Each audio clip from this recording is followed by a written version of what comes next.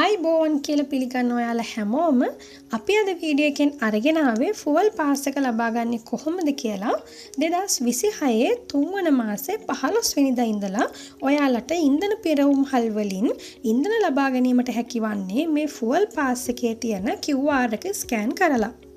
අපි එහෙනම් බලමු මේ QR කෝඩ් එක ලබා ගන්නේ කොහොමද කියලා. ඔයාලට මුලින්ම කරන්න තියෙන්නේ මෙන්න මෙතන දාලා තියෙන ලින්ක් එකෙන් National Fuel Pass වෙබ්සයිට් එකට යන එක. මම මේ වෙබ්සයිට් එකේ ලින්ක් එක පල්ලෙහා ඩිස්ක්‍රිප්ෂන් එකෙන් දාලා තියන්නම් ඔයාලට ලේසි වෙන්න. ඔයාලට ලින්ක් එකෙන් ගිහලා මේ වෙබ්සයිට් එකට යන්න පුළුවන්. මේ ලින්ක් එකෙන් ගියාම ඔයාලට මෙන්න මේ වගේ ඉන්ටර්ෆේස් එකක් තමයි එන්නේ. ඔයාලා ඔයාලගේ වාහනය සඳහා කලින් QR එකක් හදපු කෙනෙක් නම් ඔයාලට ඔයාලා කලින් හදපු QR කෝඩ් එක ලබා ගන්න පුළුවන්. ඔයාලට ඒ කලින් QR එක ලබා ගන්න ඕනි නම් ඔයාලට කරන්න තියෙන්නේ මෙන්න මෙතන තියෙන vehicle login කියන තැනට ගිහින් එතනින් log වෙන එක. එතනින් log වුණාන් පස්සේ ඔයාට ඔයාගේ කලින් QR එක හදනකොට ඔයා දාපු ෆෝන් නම්බර් එක මෙන්න මෙතනින් ටයිප් කරන්න එනවා.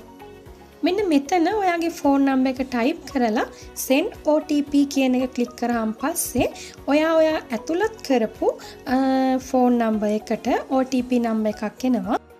ඔයාලට එන OTP නම්බර් එක මෙන්න මෙතනින් ටයිප් කරලා මෙන්න මෙතන තියෙන login කියන එක ක්ලික් කරාට පස්සේ ඔයාලගේ ෆෝන් නම්බර් එකට කලින් QR එකක් හදලා තියෙනවා නම් ඒ වාහනේ විස්තරත් සහිතව ඔයාට මෙන්න මේ විදිහට ඔයාලගේ QR එක ලැබෙනවා.